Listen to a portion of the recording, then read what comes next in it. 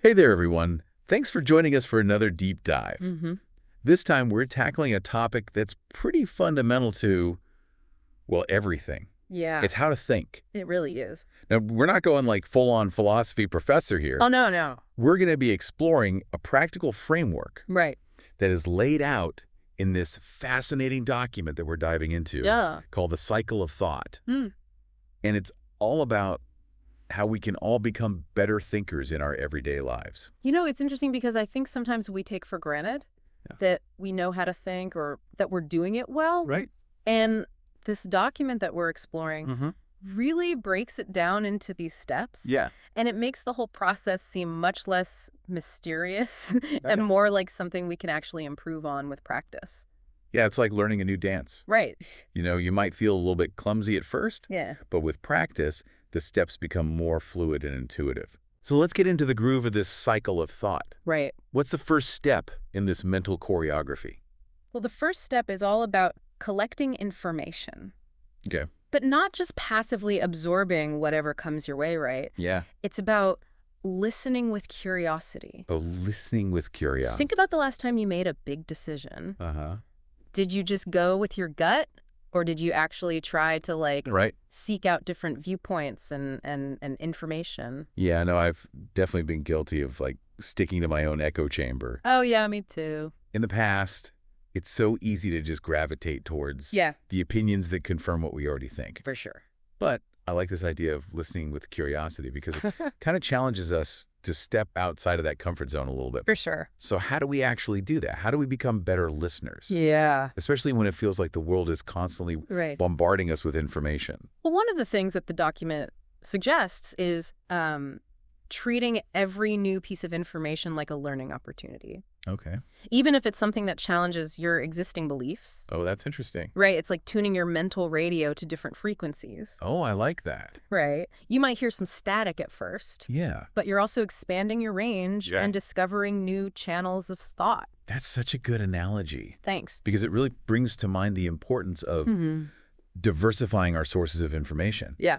Right? It's not enough to just rely on the same old Yeah. news outlets or websites or whatever. Yeah. We really need to branch out and explore different fields, Absolutely. different cultures, different perspectives. Yeah.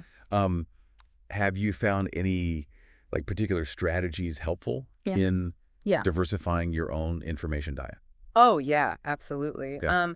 I make a very conscious effort to seek out dissenting voices, Oh, interesting. especially on topics that I feel strongly about, because it's uncomfortable at times, Right. but it helps me avoid falling into that trap of confirmation bias. Right, right.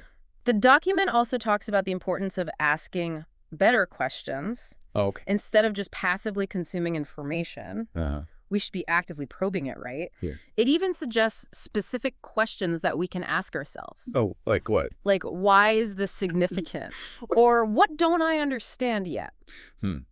Those are good ones to keep in mind. Yeah. Because I know, I'm often guilty of just kind of skimming Yeah. through articles or reports or whatever Right. without really stopping to think critically Mm-hmm. about what I'm actually reading. Yeah. And those questions you just mentioned Mhm. really forced me to slow down Right. and engage with the material on a much deeper level. Absolutely. And I think we all need that reminder sometimes, Oh, for sure. especially in today's world where we're just constantly bombarded with information. Yeah, it's a fire hose. Yeah. So how do we avoid feeling overwhelmed and drowning in this sea of data? Yeah, that's a good point. Yeah. The document really emphasizes the importance of setting boundaries. Okay. We have to be mindful of how much information we can realistically handle Mm-hmm. and prioritize what's truly important. So it's not about consuming as much information as possible. Yeah, It's about being selective, exactly. focusing on what's relevant to our goals and our needs. Exactly. Okay, so let's say we've done that. We've collected all this information. Mm-hmm. I imagine it's a bit of a jumbled mess at this point. Oh, yeah, it's probably all over the place. Yeah. So what do we do next? So that brings us to the next stage, which is organizing information. Okay. And this goes beyond just tidying things up. Right. It's about making the information actionable, Okay. turning it into something you can actually use. So less about stuffing everything into a drawer and more about Exactly. decluttering a room and finding a designated place for everything. That's a great way to put it. Okay. Yeah, it's about creating a system for making sense of all this information you've gathered. Uh-huh. And the document actually suggests evaluating the information Okay. based on specific parameters. What kind of parameter? So it talks about severity, Okay. actionability, Mm-hmm. and credibility. Okay. So break those down for me. Sure. So severity helps you prioritize Okay. the most important issues. Okay. Actionability is about determining whether the information Mm-hmm. can actually lead to some kind of outcome or decision. Gotcha. And credibility, of course, is about assessing the reliability Right. and the validity of the source itself. So it's like we're creating this mental filter Right. to sift through all the noise and focus on the signal, Exactly. the information that's actually valuable Yeah, and relevant to us. that's it.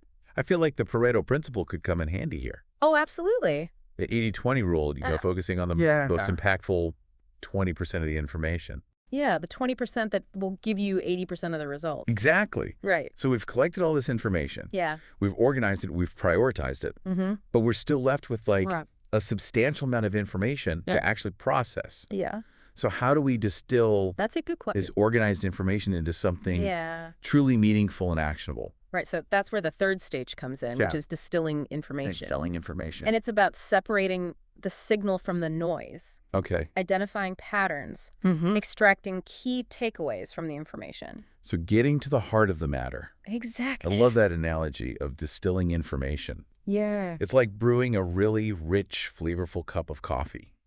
That's a good one. You want to extract that concentrated essence, Yeah. those essential insights, Mm-hmm. while leaving behind the unnecessary grounds. Oh, I like that. Right. It's about simplifying without oversimplifying. Exactly. You got Right. it. You don't want to lose the nuance or distort the original meaning. Uh-huh. The goal is to simplify complex information, Right. but without losing its essential value. Okay. The document also encourages us to think about how to evaluate the quality of the information. Okay. So is it backed by evidence or expert consensus? Mm-hmm. Is it logical? Uh-huh. Is it unbiased? Well. Is it consistent with what we already know? Okay. By asking ourselves these questions, Uh-huh. we can help ensure we're getting a clear and accurate picture. That's a good point because it's tempting to just cherry pick Oh, yeah. the information that supports our existing beliefs, Right. but that defeats the purpose of this whole cycle. Totally. Right. We have to be willing to Yeah. challenge our assumptions and really embrace the complexity Mm-hmm. of the information that we're processing. Absolutely. Okay, so we've collected the information, we've organized it, we've Mhm. distilled it down. Yeah. Now what? Well, now we've got to figure out what to do with it. Right. Knowledge is power, but only if we know how to use it right. Exactly. So this brings us to the next stage, Okay. which is expressing information. Expressing information. Now, this isn't just about like broadcasting, Right. it's about sharing and persuading Right, right. with empathy. Oh, with empathy. Okay. It's a two-way street. Mhm. It's more like a dance than a lecture. Oh, I like that. Right. It emphasizes the connection Yes. and engagement. Yeah. Right. It's not enough to just like dump information on somebody. Oh, no. Right. We need to be mindful of Uh-huh. how we deliver that information and how it's received. For sure. So how do we become more effective communicators, Yeah. especially when we're trying to persuade others? Well, the document actually introduces these three pillars Yeah. of persuasive communication. That might sound a little academic, but they're actually incredibly powerful. Oh, okay. What are they? So the first one is logos, Logo. pathos, Okay. and ethos. Okay. Break those down for me. Sure. So logos is all about logic and reason. Okay.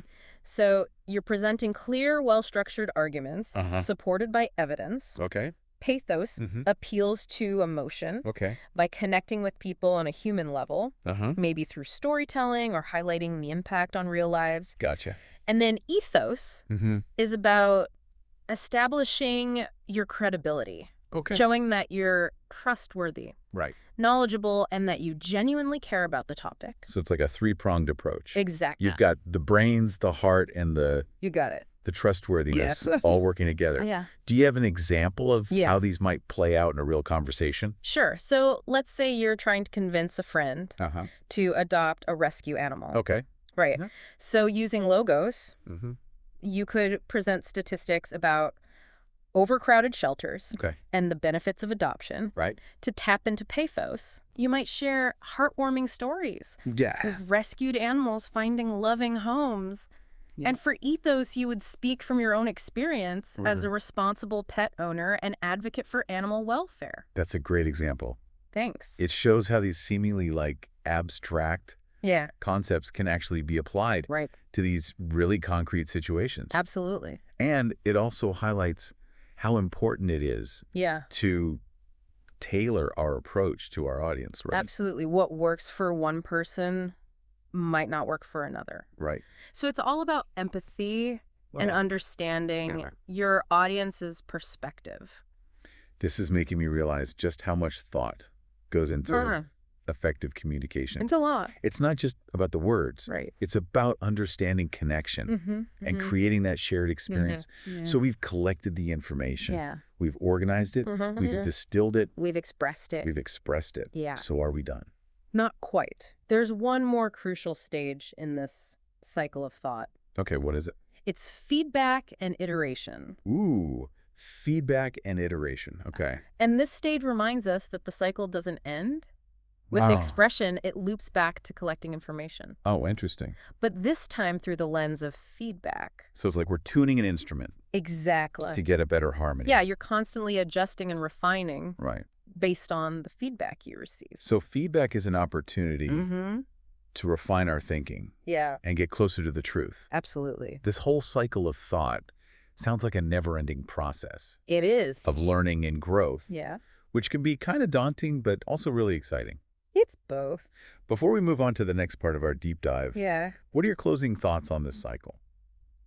You know, I think what really stands out to me is that it's not a linear process. It's a continuous cycle where each stage informs and enriches the next one. And the emphasis on empathy in communication also really resonates with me. Yeah. It's a reminder that even when we're dealing with, facts and logic, we're ultimately interacting with other human beings who Right. have their own unique experiences and perspectives. Yeah. And being mindful of that can make a world of difference Right. in how our message is received For sure. and how we learn and grow from each interaction. I love that. Yeah. And for me, it's the iterative nature of this cycle that's really impactful. Yeah. We're constantly learning and refining and adapting our thinking Right.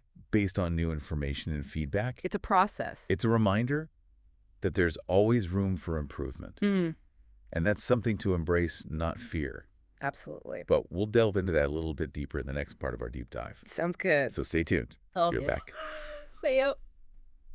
Welcome back to our deep dive into the cycle of thought.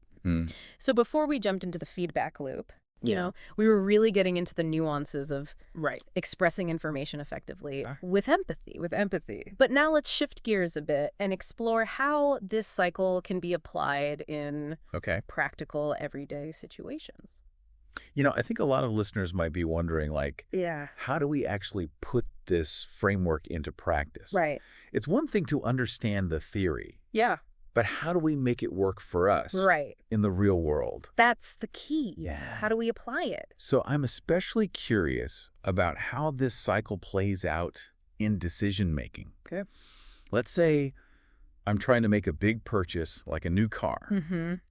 How would the cycle of thought guide me through that process? That's a great question and a perfect example Yeah. of how this framework can help us make more informed and Okay. confident decisions. All right, so walk me through it. All right, so first, consider how you approach gathering information. Would you just walk into the nearest dealership and buy the first car that you see?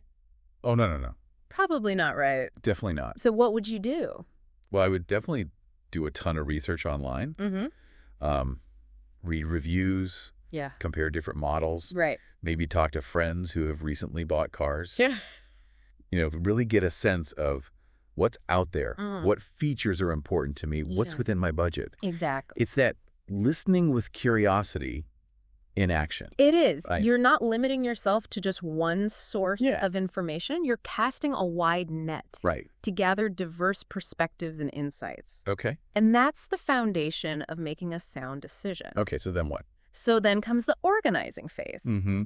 Imagine you have all this information swirling around in your head. Yeah. How do you make sense of it all? Right. This is where those parameters of severity, actionability, and credibility come into play. Well, I'm a big fan of spreadsheets, so I would probably create a spreadsheet to compare. Okay. Prices, features, safety ratings, Yeah. all those key factors.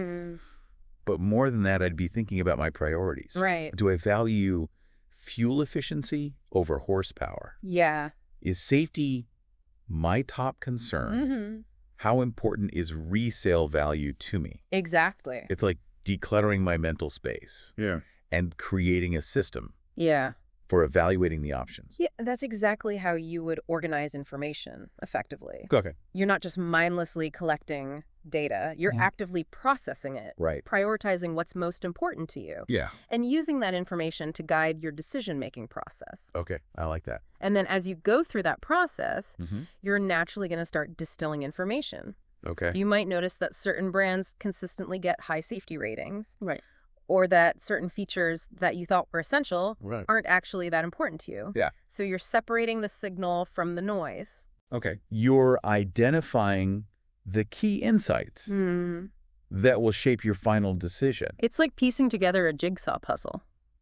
I like that. You've got all these individual pieces of information, and you're looking for those connections, those patterns that reveal the bigger picture. Exactly. This process of distilling information really helps me avoid feeling overwhelmed by all the choices. It's not about information overload. Yeah. It's about being selective Yeah. and discerning. And making sure that I'm not just getting more information, Right. but the right information Exactly. for me Yeah. and my goals. That's a great point. Okay, so I've distilled that knowledge.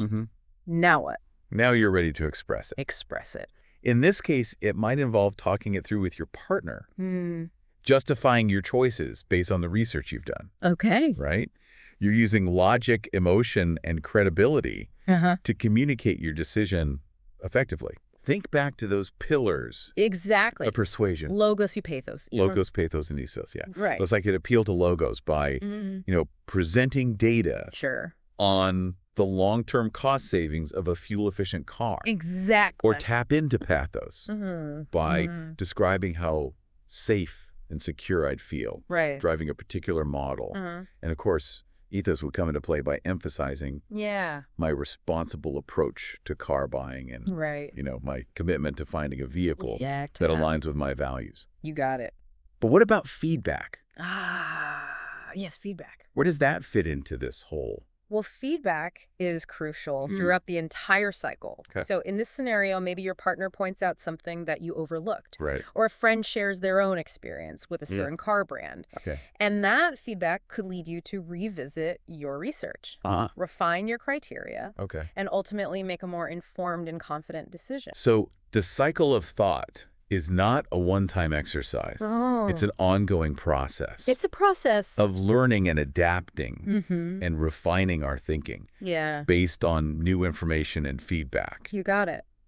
It's dynamic, not static, It is.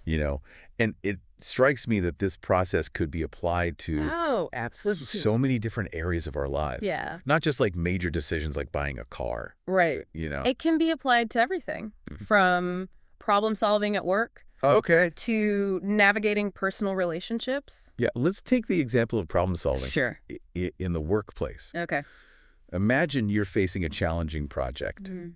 First step, collect information. Of course. Right. Gather as much data as possible. Yeah, talk to colleagues. Yeah. You might have insights and really try to understand the scope of the problem. That's right.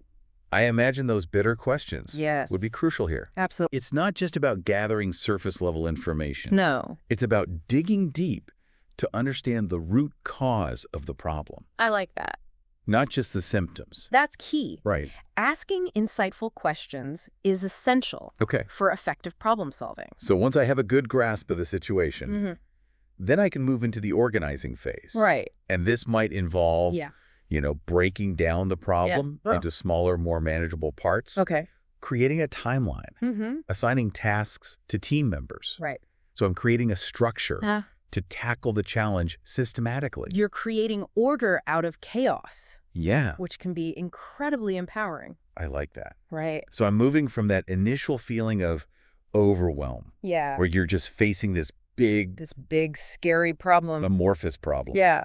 to a more strategic, action-oriented approach. Exactly. And then as I'm working through the problem, I'm constantly distilling information. All right, I'm analyzing results. Yeah. I'm identifying what's working, what's not, refining my strategy based on those insights. It's a continuous feedback loop where you're constantly adjusting your course as you gather more information and gain a deeper understanding of the problem. But effective problem solving also requires Yes. clear and persuasive communication.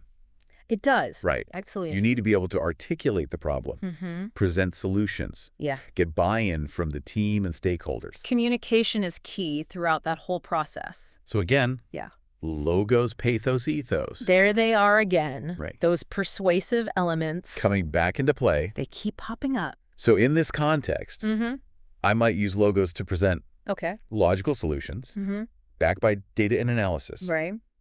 Tap into pathos by inspiring the team with a shared vision, highlighting the positive impact of solving this problem. And ethos would come into play by demonstrating my expertise, my commitment to the project, my ability to lead the team to success. That's a great summary of how those elements can be applied. And of course, feedback is essential. Always. Right. You're actively seeking input from your team, considering different perspectives, and incorporating that feedback to improve your solutions. It all ties together. So whether we're making a personal decision, Yeah. tackling a work challenge, or even navigating a complex relationship, it sounds like this cycle of thought provides a roadmap. It does. For approaching these situations with more clarity, intention, and effectiveness. You got it. It's a versatile framework. It is. That can empower us to become more thoughtful and insightful individual. In all aspects of our lives. So we've explored how this cycle plays out in decision-making and problem-solving. But there's so much more to uncover. There is. So before we move on to the final part of our deep dive, I would love to hear from you, our listeners. Yes. What are your initial thoughts on this cycle of thought? Have you had any aha moments so far? Yeah. Share your insights with us on social media, and we'll be back soon to wrap up our exploration of this fascinating framework. Welcome back to the deep dive. We're back. We've been exploring this really powerful framework called the cycle of thought and how it can help us become more effective thinkers and communicators. So we've seen how it applies to making those big decisions, tackling those challenges at work, even understanding complex information. Right. But now comes the really exciting part. Oh, yeah. Putting it all into practice. This is where the rubber meets the road. Exactly. Yeah. It's one thing to grasp the theory. Yeah. But how do we actually integrate this cycle into our daily lives? Yeah, it's the million-dollar question. It's like learning a new dance. Okay. You know, you can watch the videos, you can memorize the steps, but it's not until you get on the dance floor and start moving that it truly becomes a part of you. You got to feel it. So how do we make this cycle of thought a part of us? Well, I think one of the simplest but most powerful ways to do that is to cultivate a mindset of curiosity. Remember, that's the foundation of this whole cycle. Right. Listening with curiosity. Exactly. But in the hustle and bustle of everyday life, well, I know. It's so easy to just slip into autopilot. Yeah. And just go through the motions. Right. You're just checking boxes. So how do we actively stay curious? That's a good question. When we're juggling work and family and all the demands. Right. Life gets in the way. Of modern life, yeah. So one thing that can help is setting intentions. Okay. Start each day by reminding yourself to be curious. You could even write it down as a daily affirmation. Oh, I like that. Right. Something like, today I'm going to approach everything with an open mind and a thirst for knowledge. I love that. Right. It's like setting a mental alarm. Exactly. To remind myself to stay engaged and curious. Yeah, I got to stay present. Throughout the day. Throughout the day. And instead of passively consuming information, right, I'm going to actively seek it out, ask questions, challenge my own assumptions. You got it. And don't underestimate the power of reflection. Oh, that's huge. At the end of each day, take a few minutes to think about what you've learned. Okay. What surprised you? What challenged your existing beliefs? I am a big believer in journaling. Oh, me too. So this really resonates with me. The act of writing really helps me process my thoughts and make sense of my experiences. Absolutely. And it doesn't have to be this big formal thing, just a few minutes to jot down your thoughts. And it's amazing how much we can learn It is. by simply pausing to reflect on our day and ask ourselves, what did I discover today? What did I learn? Yeah. What surprised me? Okay, so we've talked about curiosity and reflection. Right. How do we incorporate those other stages of the cycle? Organizing, distilling, expressing information. Right. How do we bring those into our daily routine? Yeah, because it can feel kind of overwhelming. It can. To try to apply all these concepts at once. So do you have any tips for Sure. making this a little bit more manageable? Absolutely. So think about the tools and systems that you already use in your daily life. Okay. Maybe you have a favorite to-do list app. Or you love using mind maps to brainstorm ideas. Yeah. The key is to consciously apply the principles of the cycle of thought as you use those tools. So, for example, when I'm creating my to-do list for the day, I can use those parameters. Exactly. Severity, actionability, Get it. to prioritize my tasks. You're already organizing your tasks. You're just adding a layer of thoughtfulness to the process. Okay. Or if you're working on a project, Yeah. consciously make an effort to distill the key takeaways, the main points you want to communicate, right? Oh. Practice summarizing complex information Right. in a way that's clear, concise, and engaging. That's a good one because I often find myself like rambling on Oh, yeah, we all do it. in meetings or in emails. For sure. Trying to include every single detail. Every single detail. But learning to distill information yeah. down to its essence Right. is such a valuable skill. Absolutely. Not just for our own clarity, but also for the sake of our audience. For everyone you're communicating with. And, of course, we can't forget about feedback. Oh, no, that's the fuel right? that keeps the cycle going. So make it a habit to ask for feedback. Yes. From colleagues, friends, family members. Whoever you trust. Be open to that constructive criticism. Even if it's not always easy to hear. It's not always fun, but it's how we grow. Exactly. Feedback is not about being right or wrong. No. It's about getting closer to the truth. That's it. Refining our thinking. And becoming more effective communicators. You got it.